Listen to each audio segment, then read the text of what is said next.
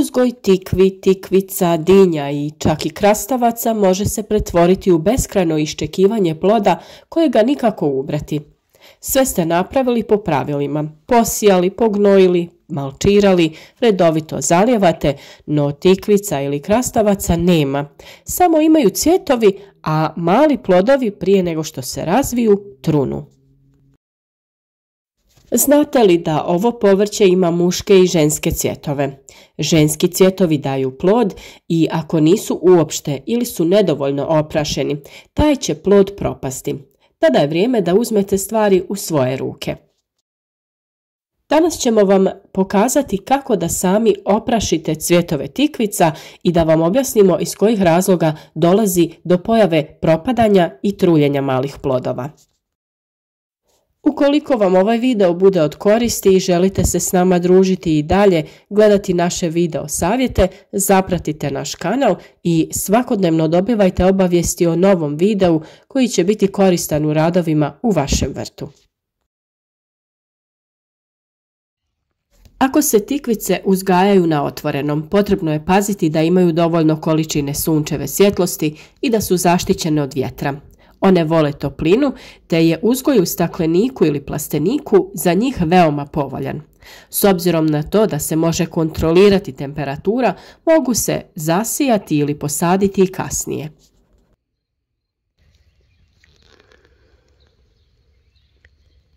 Rano je ujutro i kao što vidite ovdje imamo savršen primjer oplodnje cvjetova tikvice. Ovo desno je muški cvijet, dok je ovo lijevo ženski. I vidi se očita razlika između tih cvjetova što se tiče unutrašnjosti. I pčela obiđe muški cvijet pa ode na ženski i samim tim ga oplodi. Muški cvjetovi imaju ovaj dugi, tanki prašnik sa kojim je potrebno oploditi ženski cvijet, koji izgleda malo drugačije i ima više okruglu strukturu. Jedan od razloga zašto nije došlo do oplodnje nekih tikvica, pa ovdje vidimo jednu koja je istrunula, jesu kišna razdoblja kada pčele nisu mogle obavljati svoj posao, tako da samim tim nisu oplodile ove ženske cvjetove.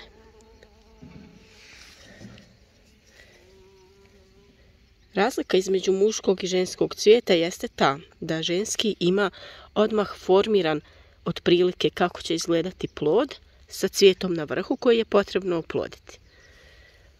Dok muški cvijet ima tanku stapku i nema plod, on služi samo za oplodnju ženskih cvjetova.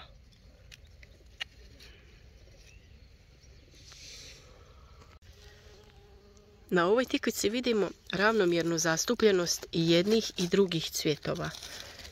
Imamo nekoliko muških cvjetova sa dugim stapkama, a imamo i nekoliko ženskih na kojima vidimo da je formiran plod. Tako da bi na ovoj tikvici trebala da se desi oplodnja i da imamo dosta plodova. Tikvice su vrlo osjetljive na hladnoću, tako da ukoliko je puno hladnih i kišnih dana, velika je vjerovatnost da neće doći do oplodnje.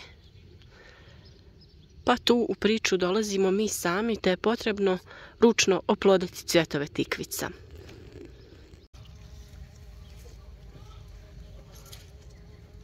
I na ovima se cvjetovima vidi da su pčele dosta aktivne zato što će danas biti sunčan dan i suho je vrijeme.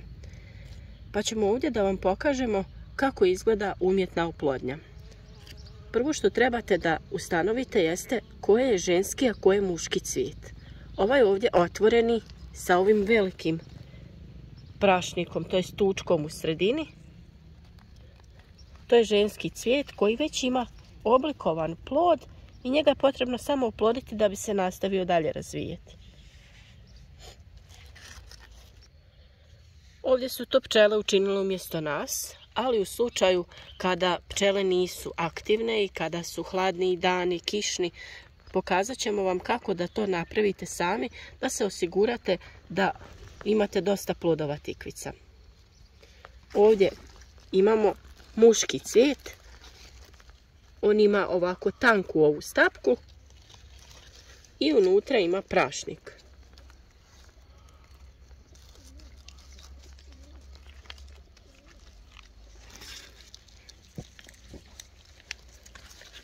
Jednostavno odrežite višak ovih latica te uklonite taj muški cvijet.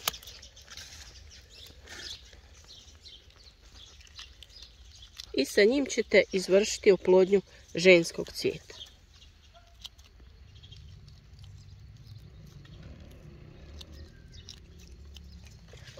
To možete učiniti ovako jednostavno, da ćete malo proći sa muškim cvijetom unutar ženskog. Možete tu da koristite kist ili možda neki štapić. Kako bi se osigurali da se ovaj cvijet neće oploditi sa drugom sortom tikvice, vi možete lagano uzeti, zatvoriti cvijet i zavezati ga sa nekom gumicom ili špagom i na taj način će on biti zaštićen.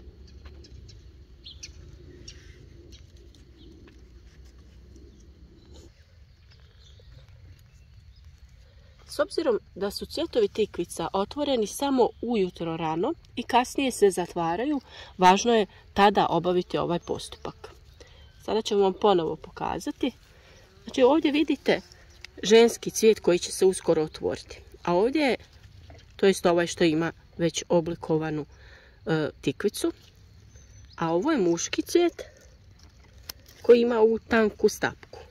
To je glavna razlika između tih cvjetova. I sada ponovo uklanjamo latice kako bi ga iskoristili za oplodnju.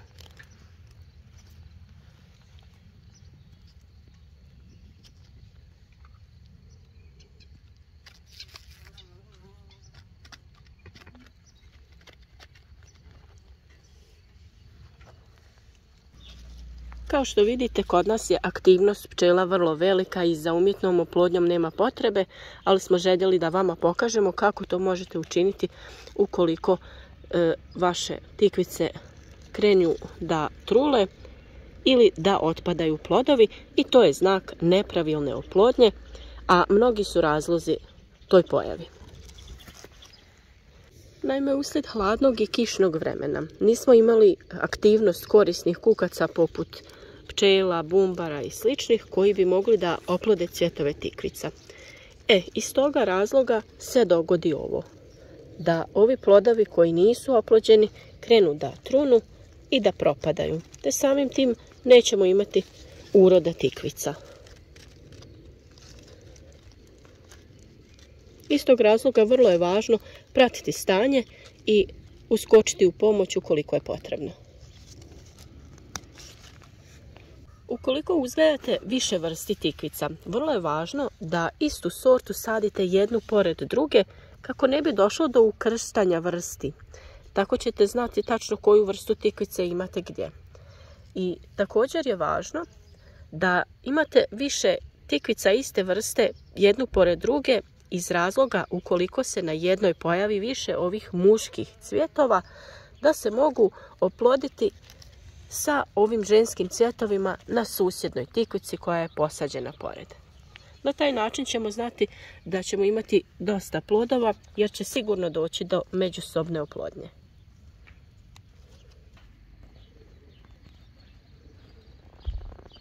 Naravno da smo sa veseljem dočekali ovo lijepo vrijeme i vidimo da je aktivnost pčela odlična, te mi nećemo imati potrebu za tom umjetnom oplodnjom. Ovdje evo imate savršen primjer ravnomjerno zastupljenih ženskih cvjetova sa ovim plodovima, te ovih muških cvjetova koji su tanki i na stapkama, pa se nadamo da ćete uspješno da ih razlikujete ukoliko budete imali potrebu za ovim postupkom. Ukoliko primijetite pojavu ovih trulih plodova, obavezno ih uklonite iz vrta kako se ne bi trulež širila dalje kroz tlo i preko biljke. I također kada je već oplođen ovaj cvijet i vidite da se plod lijepo razvija i napreduje. Ovaj ocvali cvijet uklonite kako vam ne bi od vlage previše trunuo i oštetio plod.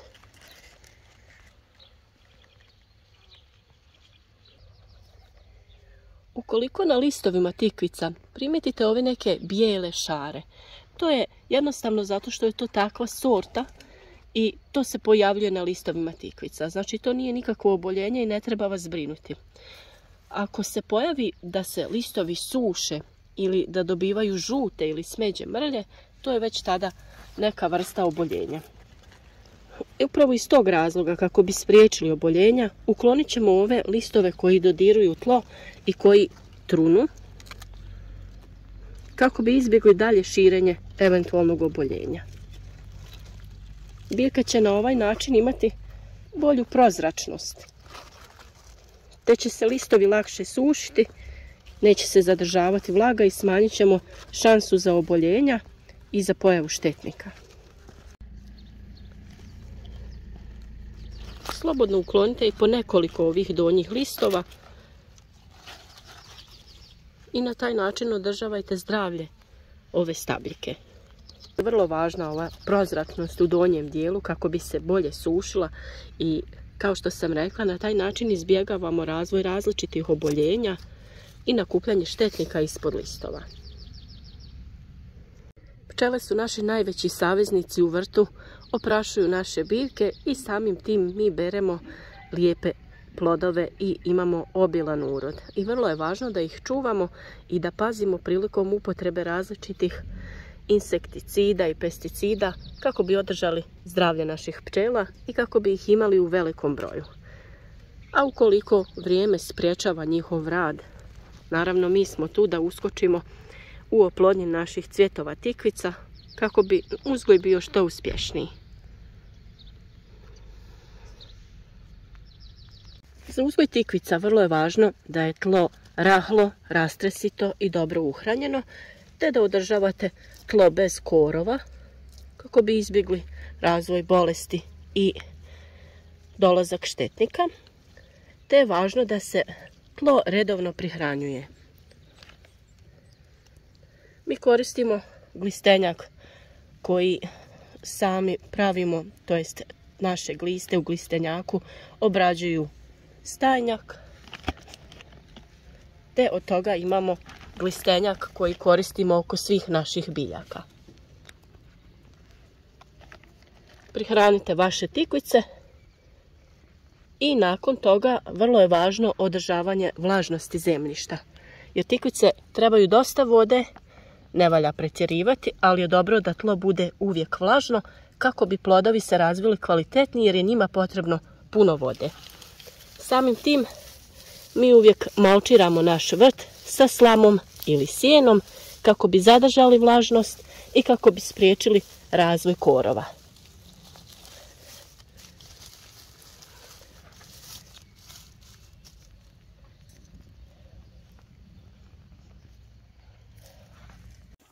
Nadamo se da će vaš uzgoj tikvica uz ove savjete biti uspješan, a naravno i da će urod biti obilan i zdrav.